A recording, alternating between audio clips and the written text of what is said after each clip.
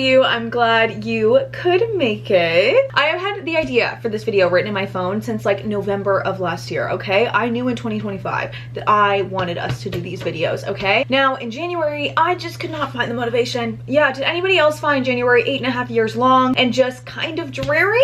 Yeah, could not find the motivation. So I told myself that I was gonna start this week, and that was okay. You know, like halfway through January, I was like, you know what? You wanna do it well, so take a little bit of time. Then this week comes upon us, and it is the worst weather ever. It's just like so peak February in Ontario. Disgusting, dreary, awful. And I've been waiting for a day that had like even an inkling of sun, even like the thought of a sun. It's not coming. It's not coming. And the whole point of doing this video was like accountability. For me, that was the thought process. And honestly, you know what? I will say that it is okay that we waited because I really wanted a good name for this series to live on my channel. And yesterday, I finally did decide on a name. So welcome to episode 1 of Bookish Diaries. My thought process with these videos is kind of monthly check-ins, monthly catch-ups, monthly little bookish vlogs, okay? I've been wanting to do this for a really long time, just more casual book style content because this is my favorite content to watch. And also there's so many like miscellaneous bookish things that I just want to share with you, and I feel like having this roundup monthly will just be such a fun time for us together. A good place to chat, a good place to share things, a good place to do bookish things together. What this is going to evolve to be, I don't totally know. I do know there are a couple of things on the list for today and a couple of things that will be in every video. What those things are now, not totally sure. However, we need to start with organizing my bookshelves, and I have been putting this off in a way that I really cannot explain. I don't think I have enough. I don't, which you'd think would curb the book buying. Book buying and book reading are very different hobbies. I will die on that hill. And sometimes, especially in months like this, how it looks right here in the room right now, this dark and dreariness, it looks like that outside my window. It's just disgusting. Not saying that book buying is not a problem that I have, just saying that it's not a problem I'm looking to solve. And because of that, I have really been putting off organizing my bookshelves, and they are a mess. It's so quick and easy for them to become a mess when I'm pulling them on and off to do videos all of the time. We need a reorganization, and I want them to look completely different. We need to pull them all off, and we need to start fresh. That is like my one thing that I'm telling myself that I have to do today. Everything else is just supplementary. I also really want to start doing a book journal. I've gotten all of the supplies. I have all of the things. I've taken a little bit of a different twist on the idea of a book journal. I'm doing it a little bit differently. When I saw the idea, I was like, this screams me, and I'm so excited about it, and I got all this stuff for it in December, and I'm excited to do it. So we're gonna do monthly check-ins. I think every time we will do our little bookish journal catch-up. What else we will do consistently, or what this series will evolve to be, is anybody's guess, truly. I just wanted a place that was like kind of set in stone. Monthly we would do check-ins, monthly favorites, monthlies. That's the plan. Welcome to Bookish Diaries episode 1. We really need to start with organizing my bookshelves, and that's what we need to do. Like even the little one, it's just everything is a mess. There's books everywhere. There's a pile right there. And without further ado, I'm gonna turn the camera off and sit here for 5 more minutes because if I'm honest, I'm still procrastinating. I'm gonna lose like the semblance of light we have though, so I'll be anxious while I'm procrastinating about the fact that I'm gonna lose the light, but I'm not ready. Yeah, okay, let's go. I know we literally just talked about book shopping being a problem, but the fact that I'm about to overhaul everything and give every single thing a new home, we may as well do a little bit of a book haul of the books I have acquired as of late, books that I have set aside to do a book haul one day, but I'm gonna give these all a home. So it will no longer live in the book haul pile, it'll live on my bookshelves, ready to be read. First things first, and like arguably most excitingly, I do in fact in my hands right now have an advanced copy of Gifted and Talented by Olivia Blake, which if you know me, you know that this is my Super Bowl. I'm beyond excited for this. My childhood best friend was asking me about like my goals and everything when I was first starting this, and I was just on Book Talk, and I said to her that I was like, I don't know what this will become. I don't know if this will become something that I can do like legitimately and all of the time. However, I do have like the out there goal that it would be amazing if I could one day receive an ARC from Jessa Hastings and an ARC from Olivia Blake. They just feel like 2 god tier authors for me, forever and always will be, and they felt like so out there, like books that I would never be even considered to get. And I did get an advanced copy of Into the Dark last year, and it was a very big Mom I Made It moment, and this is another one. So huge shout out to Rainco's Books for sending this to me. I literally said to my rep, like, I will sell my right arm for an advanced copy of this book. This is an ARC that I am like beyond excited to live on my bookshelves. I really just don't have the words, but I literally do have Olivia Blake's words tattooed on my body. Like that's how major I love her. And then the other really fun one comes with a little bit of a story because I found it on Facebook Marketplace, and I have kind of always wanted this book, kind of always been looking for it. And when I saw the listing and saw what it was listed for, I was like, done, I want this immediately. And then I saw that it was like a little bit crooked, and I was like,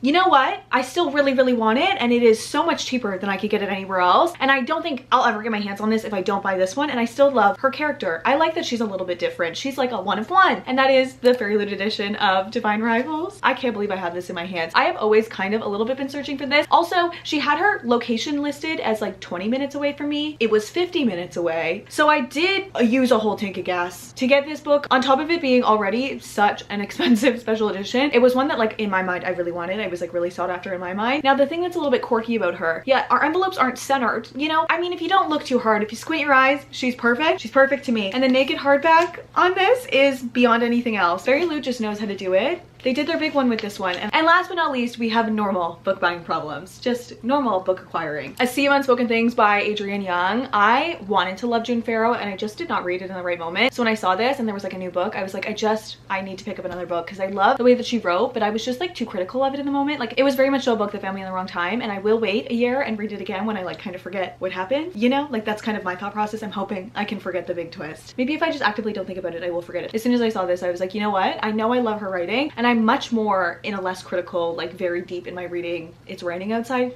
kind of mood. So I think I will be able to buy in to whatever this does. Heavenly Bodies, because I've heard nothing but amazing things about it. The whole celestial idea of this fantasy I think is going to be so amazing. And then we have the third and the fourth book in the Bridge Kingdom series. I'm obsessed. No, I'm literally obsessed. I need the sixth book to come out like right now. I need to read these like right now. I hadn't realized when I started Bridge Kingdom that they were like sets of duologies. So like this follows a different couple, but we really met them in the second book in the Traitor Queen, and I'm really excited to get their story. I know that different people have different favorite duologies from this series, and the sixth one is still set to come out. And the girl that we get in the fifth and the sixth book, I really want her book because I really liked her in the first two. However, now that we've met the characters in this one, I'm really excited to get into this. This is just like becoming one of my favorite series. Like I think this is a series that I will forever look back on like so fondly. It's single-handedly bringing back yearning. I can't believe I slept on this for so long. And I mean, while I have you here, we may as well do a little bit of a PR haul. And we do in fact have a package that showed up from Indigo this morning. Oh wait, no. Okay, I hadn't opened this at all before sitting here with you right now. We are so thrilled to share a copy of Heavenly Bodies. I mean, me and Indigo, you can't say we're never not on the exact same wavelength. They did also send really cute stickers. Who are you? Just an entitled little bitch. I would let the world burn if it kept you warm. You look like the light has made love to you. I already wanted to read it, but now I really want to read it. Here she is in all of her glory again. I need to find the receipt for that one because I don't need two copies. Thank you so much, Indigo. You are single-handedly keeping my bookshelf stocked. There's also a little reusable grocery bag that says, I would let the world burn if it kept you warm. And there's another little one here, and I took the paper off when I opened it,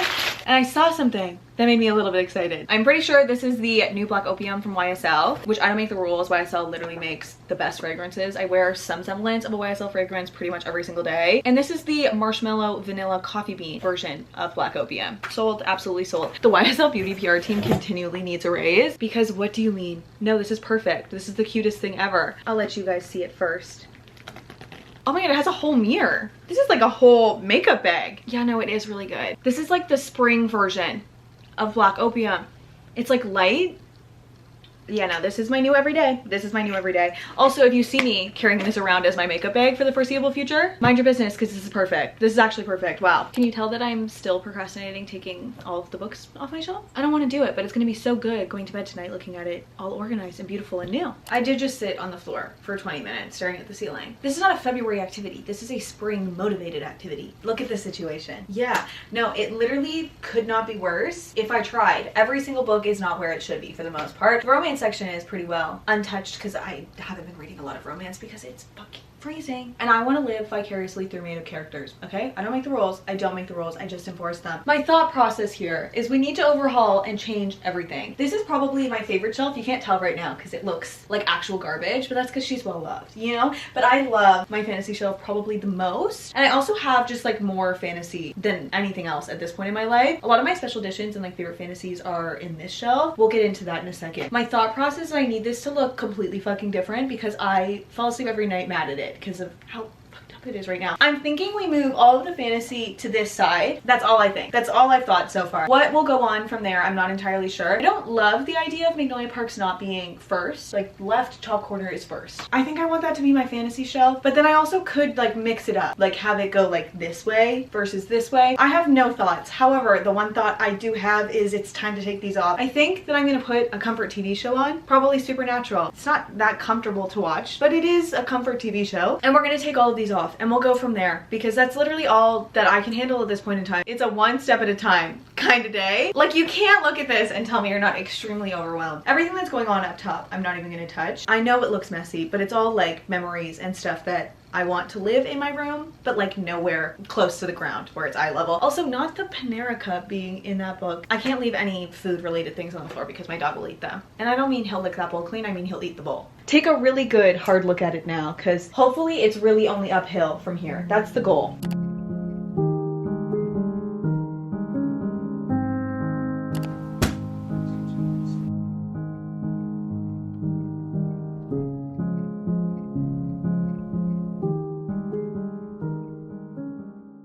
Seemingly 3.5 hours later, we have all of our books taken off of the shelves. And you never think it's going to be that many, and then you start taking them off and you're shocked how they could fit on the shelves that they do fit on. However, we've tried to break them into categories. I don't know how successfully I did that. They're categories in my brain. I tried my best to split them into categories here so it would be easier, but I fear it only makes kind of sense in my brain. I have all of the Elsie Silver, Magnolia Parks, Lauren Asher back there, and then Abby Jimenez, Emily Henry, other romance. This is all like standalone romances or just like one-off romances. And then we have miniature hardback fantasy and my OG copies of The Serpent and the Wings of the Night. This is all hardbacks except for obviously the paperback of Fourth Wing, but I want to keep it with the rest of Fourth Wing. And then these are like standalone or duology fantasy, YA, true crime-esque, dark romance, thriller, literary fiction, and then kind of miscellaneous. I have a lot of special editions, Ali Hazelwood, Sophie Lark, and then in the little pile on top of the stool there, I have special editions that I want to live like on my main bookshelves. And dare I say, this is overwhelming. This to look at, yeah, I'm overwhelmed. Now that they're all off, I'm gonna do like a good clean of my shelves before I put all of these babies back. I feel like going through all of my books, I always feel like there's ones that I'm like, oh, I loved you, I want to put you somewhere special. Not that I forgot that they existed or like how much I loved them, but sometimes I'll pick like a random book up and I'm like, wow, I really loved that. There were annotations everywhere. And then I'm like, oh no, yeah, no, I did really love that. I also did get rid of like maybe 30 or 40 books that were living on my bookshelves. I'm not gonna get rid of them for good now, but they're just books that like I either don't know if I'll ever pull for or like just don't need to live on my bookshelves anymore and they can live somewhere else for now. One of my goals for 2025 is to get better about like unhauling books, like books I'm never gonna read or books that I just somehow ended up with multiples of. But as it stands right now, these are all the books that are going back on the shelf. There should be a little bit more room considering I got rid of like a lot. I honestly don't have as much TBR as I was expecting. Like I've read a good majority of these, like well over half, and a lot of them are like continuing series and stuff. I don't have very many standalones like or series that I haven't started sitting on my shelves, which kind of feels like a pat on the back. Where everything is gonna go, not totally decided. While I'm cleaning them and stuff, I'm gonna like stare at them. I feel like you can picture in your brain where you want things to go. At least I'm hoping that's how it's gonna go. Everything has been cleaned down, is looking as white as it possibly can. Can we also not talk about the fact that they're all leaning different directions? I never claimed to be able to be Bob the Builder, you know? It's giving Bobette the Builder. You can't tell as much when all the books are on. Now that it's all cleaned out and they're all sitting in front of me and I am severely overwhelmed, I'm thinking all fantasy here and then romance here with like literary fiction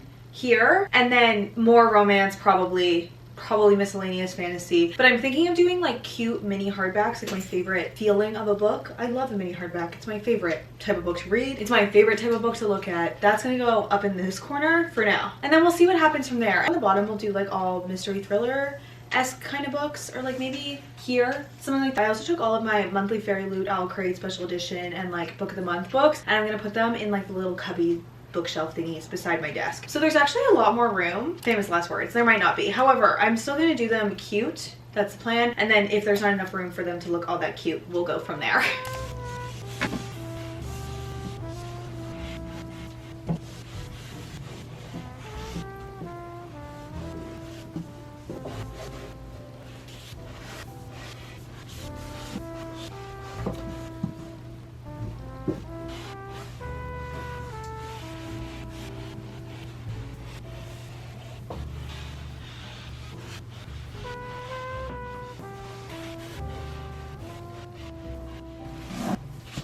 This is different than I've ever organized my bookshelves. Like, not all authors are kept together in its entirety. I'm doing it a little bit more based on vibes, which I've never done before, and I'm obsessed with how this is coming out. I always feel a little bit when I first start organizing them that I'm like, do I hate that? Like, do I hate how that looks? I think it's just a chronic overthinking, and when I sleep on it, I will really like it. But as it looks right now, like especially this shelf, maybe because it's so dark outside, I like that it's pretty much all dark. I'm obsessed with this shelf. Now we need to bring some color back.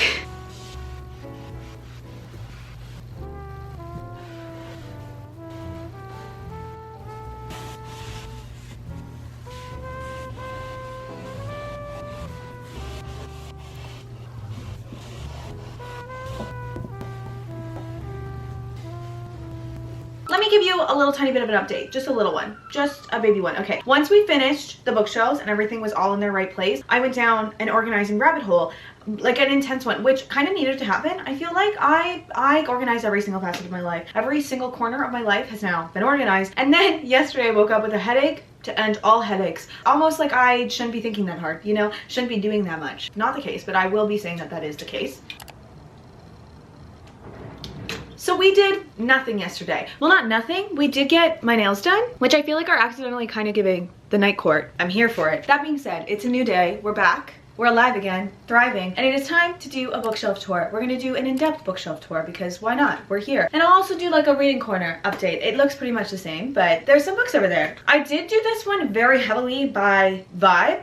Let me elaborate a little bit. Nothing's where it would be in anybody else's brain or on anybody else's bookshelf. It's not even where really things would be in my brain. It is very perfectly aesthetic. I love where everything is, but like authors are sometimes separated because some books I have in paperback, some books I have in hardback, and overarchingly kind of just vibes. It's more just a vibe of a bookshelf. Imagine anything you said had any substance. Not today. Yeah. Moral of the story. Not everything is somewhere that makes sense. Most things are somewhere that makes kind of sense. Like I know where they are in the bookshelf and the look of it is like pretty much perfect. Like I really wanted to establish like clean heights as many places as I could, and I feel like we did that. However, this is very much so aesthetic. Like this is very much beautiful, not necessarily perfectly organized kind of energy, and therefore a lot of books didn't fit on here, and I have exactly zero room to grow. Zero room to grow. So will it stay like this? I mean, if I can keep myself in a book buying van 100%. A lot of books got taken off of the bookshelf, books that I like never pull for, but like I will pull for maybe one day, so I'm not getting rid of anything right now. I remember when I was going through my closet, one of my friends said like don't throw out anything, like keep it in a bin for at least a year because it might come back and you'll be like, oh, I should have never thrown that out. So I kind of feel that way about the books that I've set aside. However, this is kind of just like me in a nutshell. This is like my reading, my taste, my current existence as a reader in a nutshell. And there's books kind of a little bit all over the place, but they look beautiful.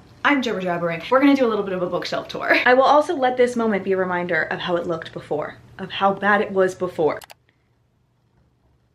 It needed to happen. Up top, I still have all of my like pinch me PR boxes and like fun memories. Chance is still hanging out in the corner, being terrifying. Starting in the top left, I did feel a way about not having Meanly Apart because obviously that is like my pride and joy. That is my everything. However, I really wanted this to be a fantasy shelf and I'm really happy with how this one came out. This one might be my favorite, although I love how these ones look, so I might be saying that a lot. We have my babies, Belladonna, followed by all of my special editions and regular editions of Powerless, which yeah, this really did show me that I need to stop buying Powerless special editions because this is too many. Yeah, I hadn't had them together previously, but now they take up almost an entire shelf, which sounds like a problem. I don't know. And then Blood Over Brighthaven just kind of fit there. Moving down, this might be another favorite. We at least gave this guy a home because before he was just kind of hanging out on the shelf. He didn't really have a home. And on my old shelves, One Dark Window and Six of Crows didn't really have like a home to live because they were too small of a series to like dedicate somewhere else previously. But now I love that they have their moment to shine. We have One Dark Window, Six of Crows, and then the Owl Crate special editions of Six of Crows and Crooked Kingdom. The Six of Crows cover out and then the Crooked Kingdom sprayed edges out just to like show off each of one, and then miniature hardbacks. This is what I mean by we're doing it more by size than necessarily keeping everyone together because it looks better, which is kind of what we're going for this time around. We have Heartless Hunter, Light Lark, Babel, Ninth House. Like you cannot tell me that these don't look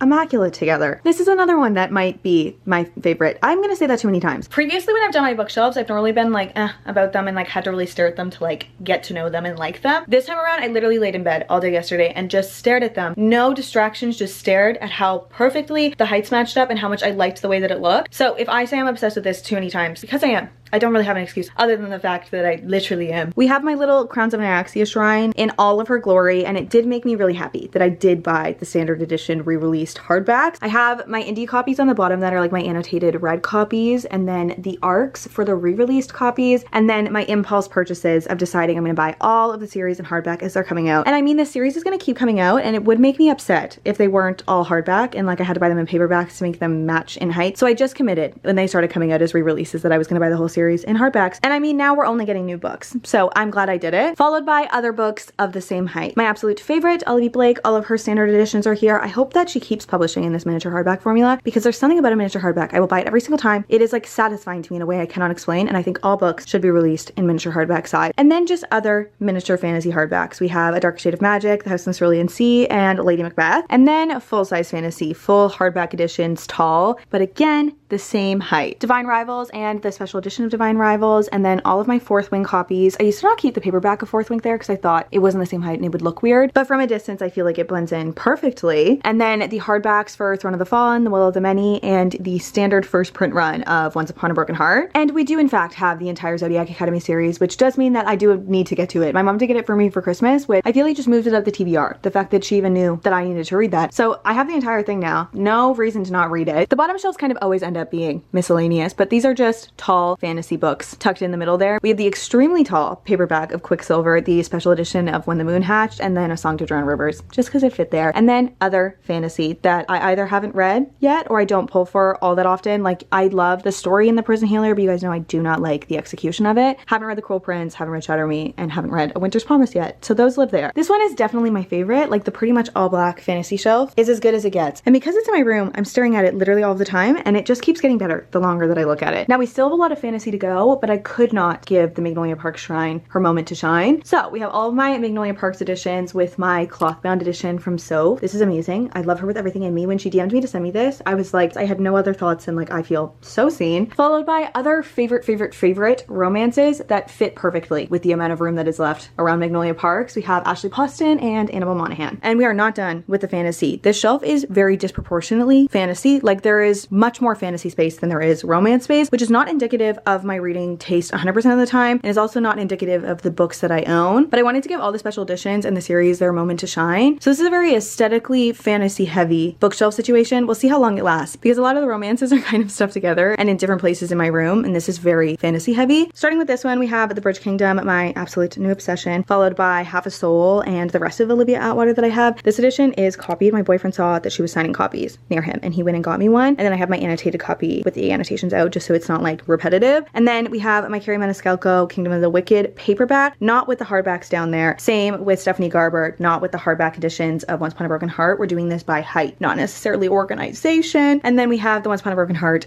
UK edition facing out, because I went all the way to Europe to get it and she's gorgeous and she needs a moment. This is where we're kind of coming to the end, because this is all miscellaneous fantasy, some of my favorites, but that don't have a specific place that they need to live, like they are one book at this point, or that I haven't read yet, followed by all of my beautiful editions, my full-size hardback editions, special editions of Olivia Blake, because those edges need to just live in the center. They're probably my most prized possession, if I'm honest, but separated from their mini hardback counterparts because it looks better. Immortal Dark, my Owl Crate edition of Immortal Dark, and then all the UK covers of Throne of Glass. I took my US editions off. I'm gonna keep them because I know I'm gonna want both of them one day, like when I have a big shelf, but when it actually comes to reading it, I think I will read these editions, and I just don't have the room on my bookshelf or in my small apartment room to fit both of them for now. More fantasy that fit there. ACOTAR, more fantasy, and then we're getting into romance. Up top, we have my Emily Henry and my Abby Jimenez with the Beach Read Special Edition Edges Out, because they're so perfect, and Emily Henry and Abby Jimenez need to live together on my bookshelves. I don't really understand why. It's just like that's the way my brain works. Like, they are both the queens of emotional devastation and writing cute little rom-coms that stab you in the back. They deserve to live together. They will never not live together. And then the shelf is filled out with Ali Hazelwood, Carly Fortune, and other standalone romances. Another romance favorite, which I will be changing the moment that I turn this camera off, because I already didn't really like having them sorted like this, but I really hate it looking at it through the camera. I think it needs to be like the mirror editions and then the re-release editions separately. We have all of Elsie Silver, including the mirror editions that are my absolute favorites. Moving on to the rest of Elsie Silver, I actually do have all 4 books in this series, and I'm realizing now, but I have the 4th one hidden back there, but I'm realizing now, why would I keep both Wild Eyes facing out and not swap it for, yeah, that'll get changed also. And then we have all of my Lauren Asher, which if I'm not mistaken is all Lauren Asher. I've only read the first one from the first series, but then above that I've read everything, because I am converted. Lauren Asher, lover. Love Unwritten was one of my top books from last year. Like, one of the best romances I've ever read ever. It left a mark on me in a way I cannot explain. More romance. We have all of my Anna Huang, all of my Elle Kennedy, moving into Icebreaker, Addicted, and all Lucy Score. Now we have my literary fiction-esque shelf. Now, are all of these classified literary fiction? I don't know, but this is what I would personally classify as my sort of literary fiction-esque reading. We have The God of the Woods, my absolute baby, and so many of these have become some of my absolute favorite books. So like, I needed them to have their moment all together. God of the Woods, everything by Adrienne Young, The Ministry of Time, The Wedding People, and then all of my Kristen Hanna, A Little Life, The Grace Year, This Absolute Baby, which looks so perfect here, Sally Rooney, and then kind of other hardbacks that just fit there. But right now I don't have anything else that classifies as literary fiction for me, so they live here and it makes sense. Then the last one on this shelf, we have All Dark Romance and then How My Neighbor Stole Christmas, because I don't want her anywhere else. I dislike that book viscerally,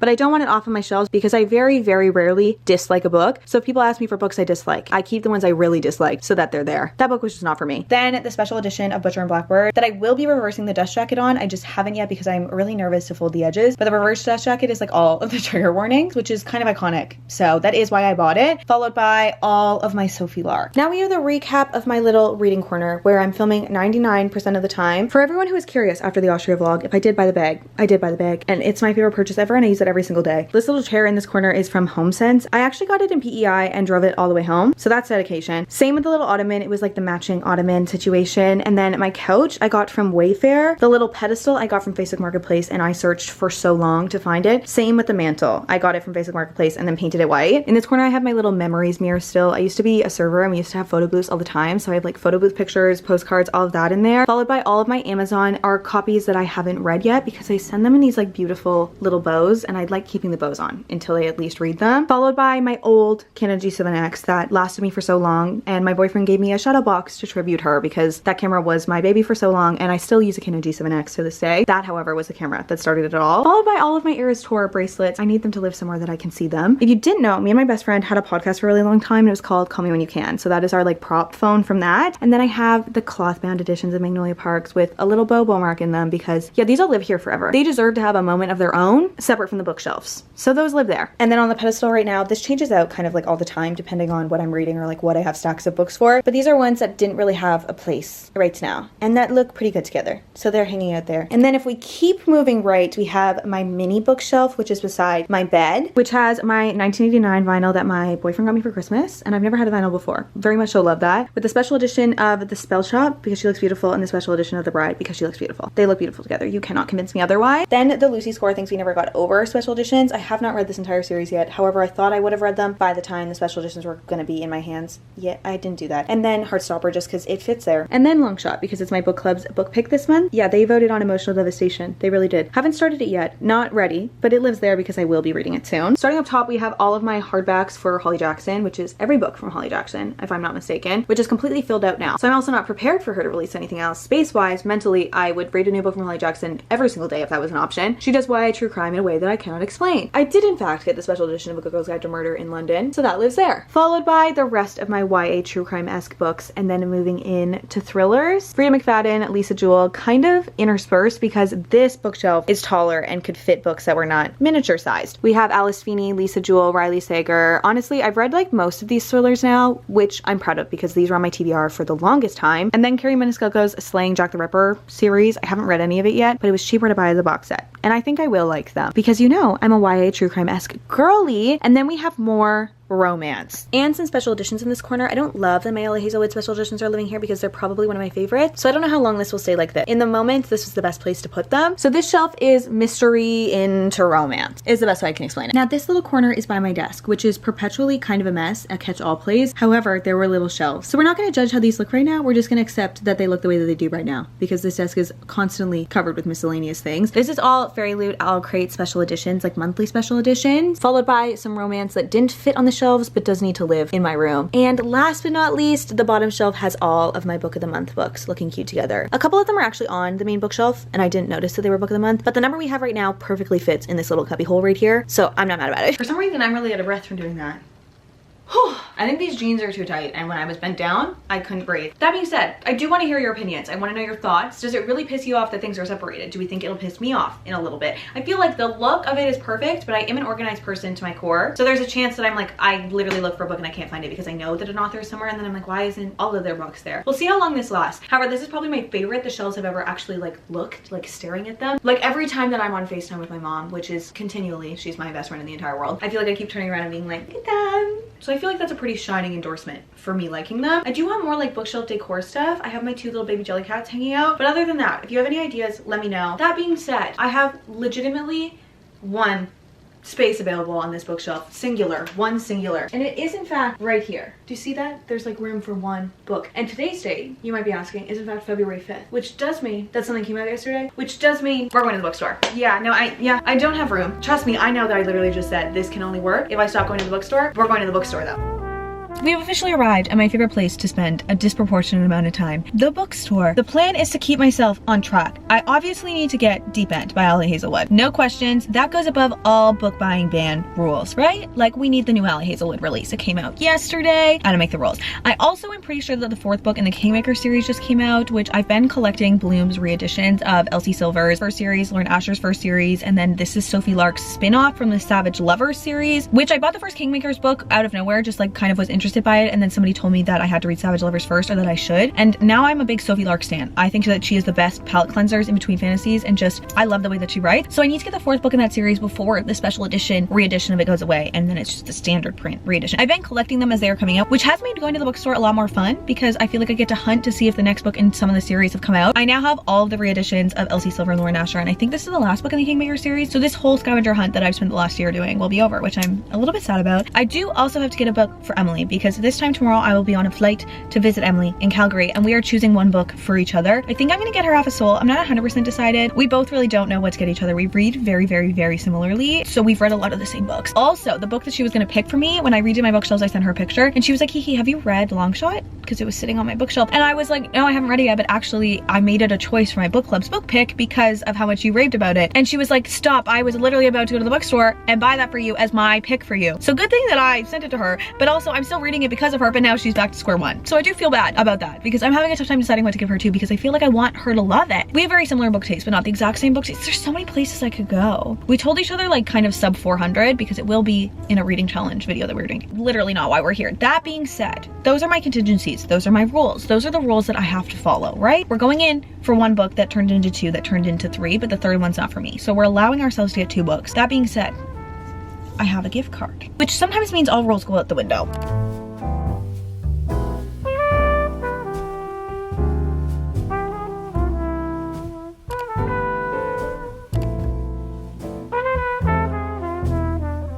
Read The Popular, but this edition is making me want to pick it up. It's also $58. Are all 3 gonna come out like this? Because I would buy it if all 3 would get to look like this. This is stunning.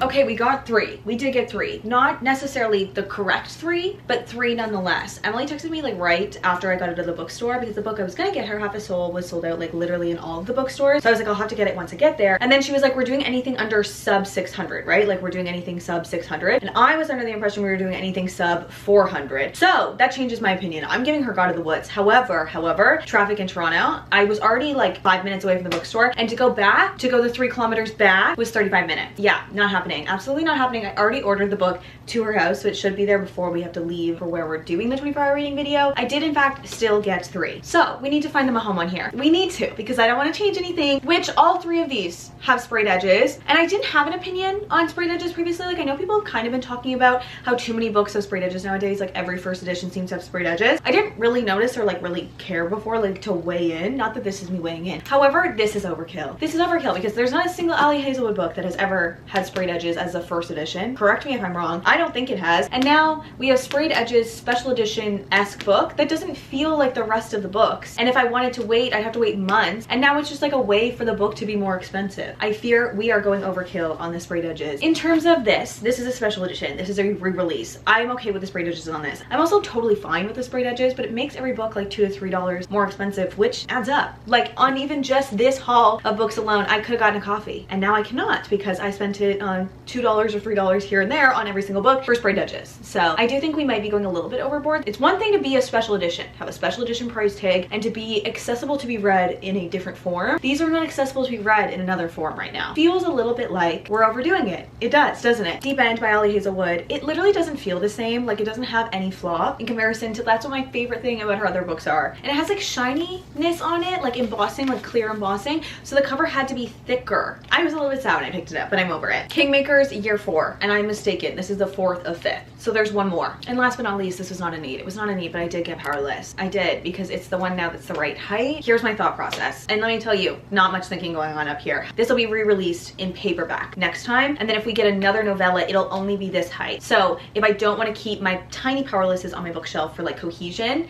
I would be missing one. So I had to get it. Had to is a really strong word.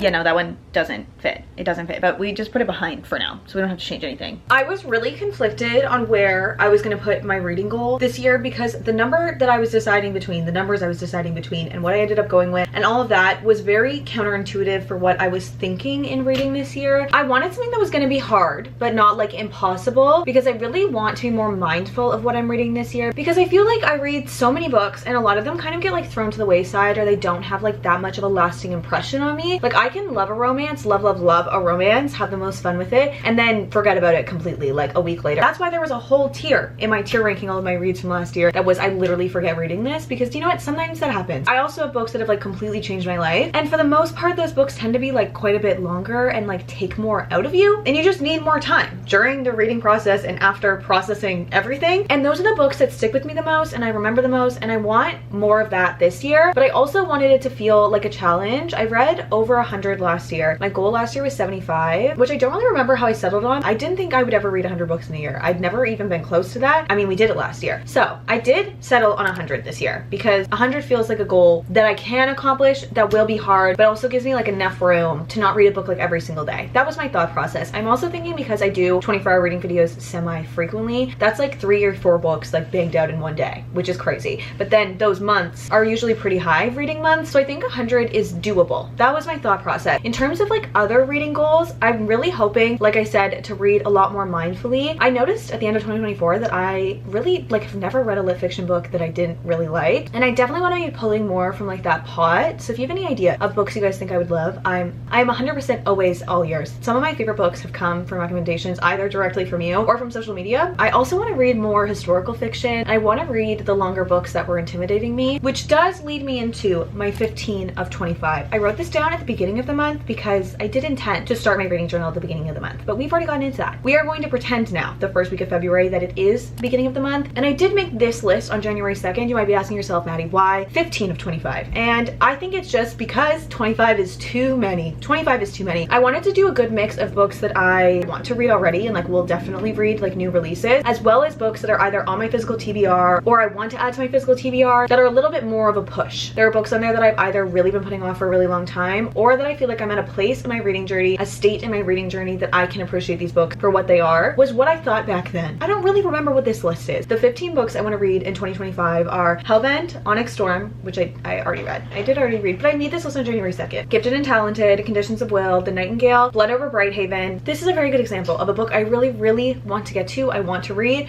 and I just haven't picked up yet. Like, it's intimidating in size, it's intimidating in concept, but I feel like I would really like it. I just tend to not pick up books that I really think will be 5 stars, which I know is counterintuitive. I know it is, but then I can live in the delusion that they might be 5 stars. And also, like, normally the books that are 5 stars for me are either like incredibly emotionally devastating or like reshape me as a person. Zodiac Academy, it's literally just time. Nocticadia, I did start this during the winter time on my Kindle and then just got distracted with other things. I might restart it from the very beginning, but I think I will really like this, and I do have the physical copy now, and I was annotating so much of it in my Kindle that I might read it physically, but I might read it on Kindle and then transfer my annotations. Undecided. A Darker Shade of Magic, I've had this book for so long and I've never heard a bad thing about it. Never. The Wedding People, this is a lit fic that I think that I will really like. Throne of Glass, just time. Mile High, again, just time. Great Big Beautiful World by Emily Henry. The Will of the Many, this is another one I'm intimidated by, but I have very rarely read a highly rated big fantasy and not really liked it, so like I know I'm gonna like it. And The Cruel Prince, because I know you guys are mad at me that I haven't read it yet, and I add it to the list of maybes for every 24-hour reading video, and I never pick it up. And with all of that being said, it is officially time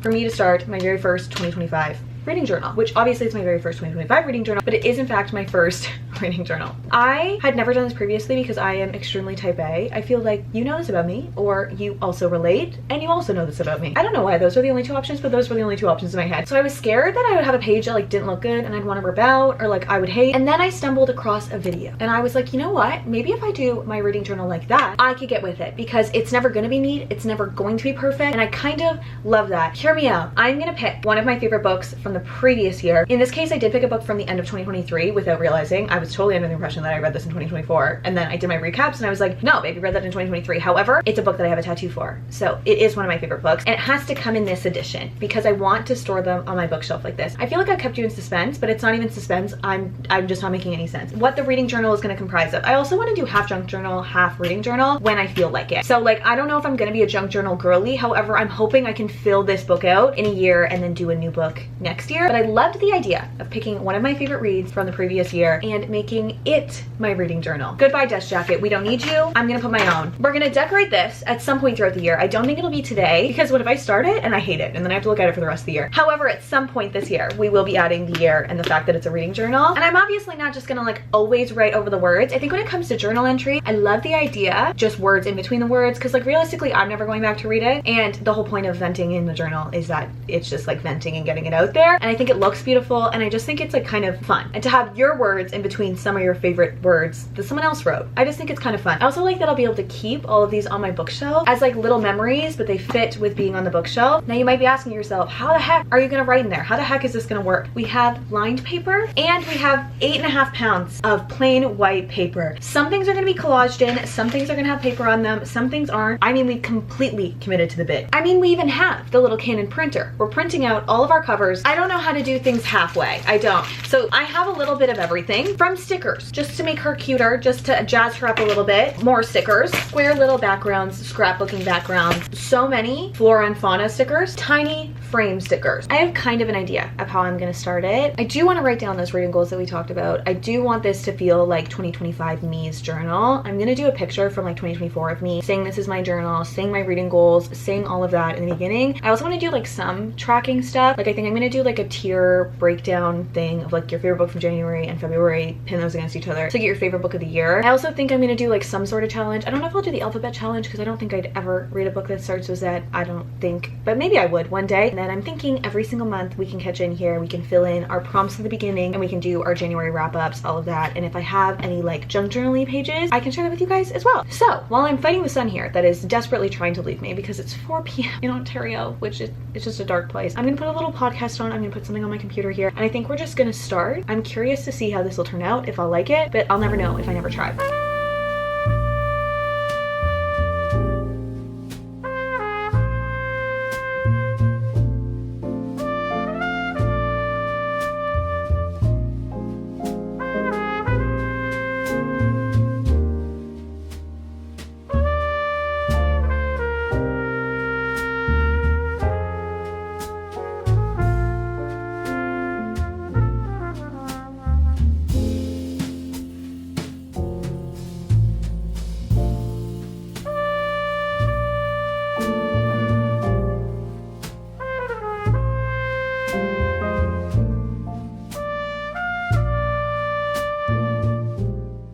It has gotten completely dark in here. We have been sat here for honestly probably an embarrassing amount of time. However, fun was being had. We are having fun. I might be taking it too far. You can see all the supplies spread out across my entire room. You know what? I don't know how to take anything medium seriously. Have we accomplished a lot? No. But have we accomplished something? Yes. Am I having fun? I feel like this is a task that I will have a lot of fun doing in 3 months. When I find my rhythm. That's dramatic. I'm having fun. It's really calming, but I'm really bad at making decisions. Small tour of what we have so far. My favorite thing about Ollie Blake books is all of the art. Starting with page number 1, we have like a little bit of an introduction to me. We have the reading journal of Madison Kate, and then I did a picture from last year that I feel like sums up the last year. This has been my profile picture for the longest time. Fun fact, I wanted to go red for years and years and years and years. I always wanted to do it, and so many people in my life were like, I don't know if you'll like it. And if you don't know this about me, I've had literally every hair color under the sun but red, and I've been talking about doing it since forever. I have texts from 2022 of me either talking to hairstylists saying I wanted to do it, or texting my best friend who used to be a redhead, was naturally a redhead and is now blonde, that I like desperately want her to go back red, and if she goes red I'll also go red. I've always wanted to do it. And then my hairstylist, the girl that does my hair extensions, texted me one day and was like, we need a model, we need to do something like a total revitalization transformation on you, and sent me a bunch of options, a bunch of ideas, and was like, would you be open to any of these? And one of them was red, and I was like,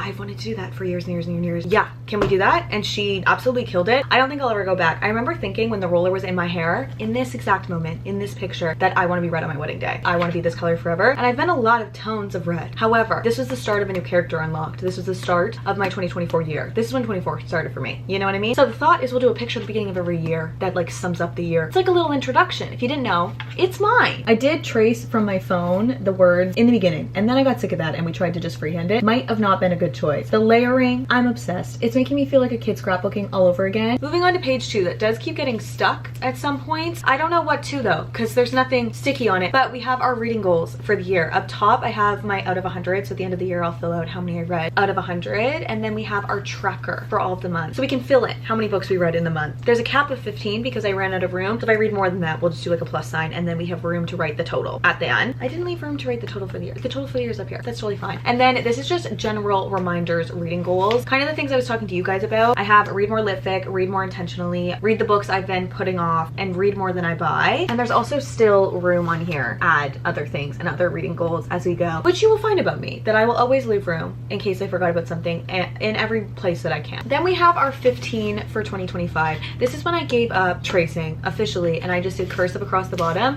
I have only the thinnest of thin pens. That was the only thing I didn't really buy because I didn't think I wanted it to be colorful. Now I'm thinking I do want there to be some color. However, my pen is like way too thin, so you can't really see it, but I'll go over that eventually. And then I have a progress bar up here as I'm going out of the 15, me filling it out. I knew I had to break them up somehow because there was no way to do 15 evenly. So we have 6 on this side and then 9 on this side, and that's why we did this little thing up here. But this is the overview of our 15 for 2025. Now, last but not least, I hate this. I hate this. I hate how this is turning out. And that is in fact why I decided to stop for a second, because I am gonna go eat and then see where we get from here. But we have a little bit of a bookshelf. Now the thought process is I will fill out the name of the book as I am going, and I'm thinking I want to do like a 5-star is one color, a 4-star is one color, but I don't want it to be like pinks and purples and greens, and I only really have my highlighters right now, so I'm not really sure when we will get to that. I like the idea. I love this black window. I again don't have a thick enough pen, and I don't think I want to do it in just all black. Maybe that would be the way to do it. That could be the way to do it. But this is the bookshelf as it stands right now, and if I'm honest, I have in fact been here for like 3.5 hours, so food will be consumed at this point, and then we'll see how we're feeling from there. This might be like a do it as we're going situation, figure out what we like, figure out what we don't like. I do want to try and do my January wrap up tonight at least. Whenever I have a TBR, I'll put the TBR in there, and anytime I want to do like a little junk journal page from that month, I will do a little junk journal page from that month. I'm having the most fun, and I don't feel like the hundreds of dollars I feel like I spent on all of these stickers and miscellaneous scrapbooking things will go to waste, because the satisfaction that I feel finishing a page is unlike anything else. If you've been thinking about starting a reading journal, let this be your sign. Let this be your sign. And can I just say I'm excited to do it with you every month, because I think this is going to be cozy fun time.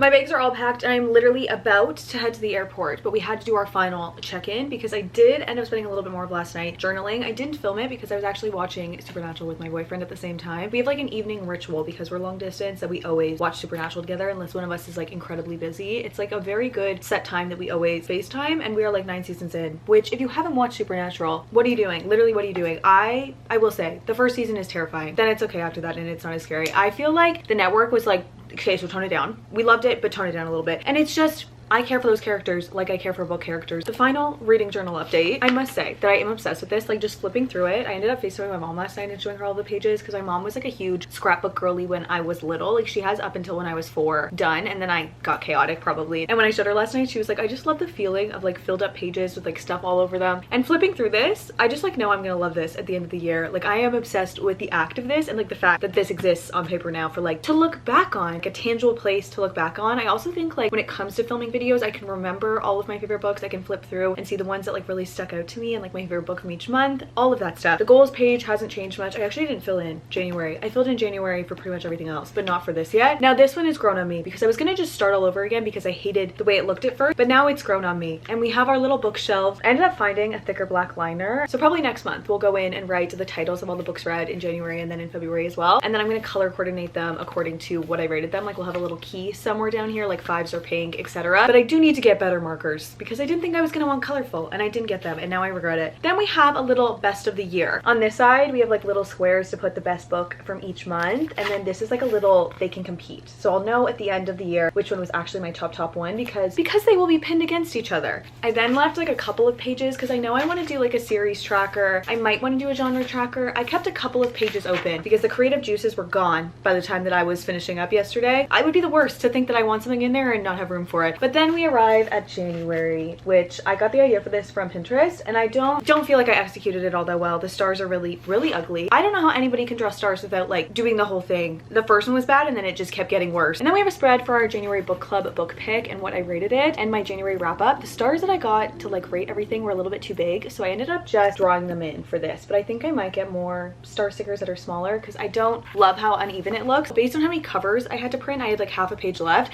so I printed out the January wrap up and then just doodled around it. And by the time I got to this point, I was just having full-on fun. I don't know where the idea to make little paper snowflakes came from. I haven't done that since I was in kindergarten, but I'm obsessed with this and I feel like I'm gonna look back at January fondly when I get better at it. But that is the update on the reading journal, and we will be doing this every single month together. So if you have any ideas, any spread ideas, any tracker ideas for the entire year, let me know because I left some pages open so we would have stuff to fill out every single month, but I just couldn't think of anything in the moment. And I will do a series tracker, but I'm in the middle of like 20, which feels overwhelming. We officially have a reading journal and I actually like doing it in the book. It feels less pressure. It also feels like more important and it resonates more with me because it doesn't just feel like a reading journal. It feels like me tracking my reading experience in a book that changed my life a little bit, which might be dramatic. And before I let you go, we are coming in hot with some monthly favorites. I've always wanted somewhere that I can do this because I feel like I have new products, new show, new song, hyperfixations constantly, and I always want to share about them, but they don't always fit in videos elsewhere. So in these bookish diaries, we are doing little monthly catch-ups and monthly obsession, monthly favorites, if you will. Starting with the favorite book of the month, obviously Onyx Storm. No ifs, ands, or buts about it. I will not take any criticism on that book. I feel like that series and Magnolia Parks are like the two series that transcend star ratings for me, at least that I can think of right now, or like in this moment. Like when I listen to them on audio, they completely changed my life. Like it's not even that I'm in there reading what's gonna happen to these characters. Like these are people that I'm invested in, and I'm not even looking about how it's written, how the story is outlining. I'm not looking for any flaws. I am just like taking it as it is presented to me with like a very uncritical lens. And Onyx Storm felt like the third book in a series. Like it felt like an immaculate third book in a series. The second one felt like the second one. Fourth Wing felt like the introduction, and this feels like the third book in a 5-book series where we're like getting more of the world, and I love where I feel like the next ones are gonna go. And I love those characters in a way that I just never thought I could love characters that weren't Magnolia and BJ. Song hyperfixation is currently anything off of SZA's new deluxe album, anything from Lana. I'm a SZA girl through and through. There's something about SZA's music that is just so perfect for anything you're doing, like cleaning the house, driving, anything. It's just the perfect type of music. And don't get me wrong, I'm a pop girly through and through. I love all the pop girlies. I'm always listening to all the pop girlies. I was a rap lover first, and SZA's kind of like that happy medium for me. I was a big rap girly in high school, but like everyone in my high school was, and I'm from Toronto, if that tells you anything. Show hyperfixation is, and I don't stand on this one, I don't. It's obviously Supernatural, it is. However, we're so deep in that show now. These seasons are kind of just okay. It was like the story arc was really good until season 5, and then now the stakes feel a little bit lower, you know what I mean? But I feel like I will be hyperfixated on it again. Right now, it just feels like these are characters that I'm following along and I love them. However, I am a watch something to fall asleep girly. I cannot fall asleep if I don't have a show on, and I was sick of all of my hyperfixation shows. I always rewatch Rick and Morty. I always rewatch The Good Place. I always rewatch Modern Family. Those are kind of the ones that I tend to gravitate towards, but I put it on every single night. I cannot sleep in silence. I don't know what that says about me. Probably nothing good, but I have never been able to. My dad used to fall asleep with the TV on. When I was old enough to have a laptop, I started downloading and then listening to TV shows to fall asleep. Originally The Big Bang Theory, because that's what my mom liked to watch, and I have never looked back, and it does drive my boyfriend insane, but also he's used to it at this point. However, I decided to start Disenchanted on Netflix, and like, don't get me wrong, it's bad. It's really bad. I'm really invested in the storyline now, and I think I've watched all 5 parts all the way through like 4 times now, because it's like playing throughout the night, and it'll just like pause when it's played 2 or 3 episodes, and I just like will hit play the next night like wherever I am. But I'm starting to piece the story together, and I kind of love that it's like fantasy vibe. Miscellaneous monthly favorites, audiobook rereads. This is always going to be a favorite, but I really noticed it with Iron Flame. I love doing a reread of a book that you already just like love and know what it's gonna happen, and you just get so much more ingrained in the story. Magnolia Parks is like the best example of that for me. However, the audiobook rereads that I want to do this year are definitely The 7-Year Slip. I kind of want to do an Olivia Blake reread with an audiobook. I'm curious to see how I would feel about it in audiobook form, because I just feel like the way that I say it in my head, like how romantic it feels in my head.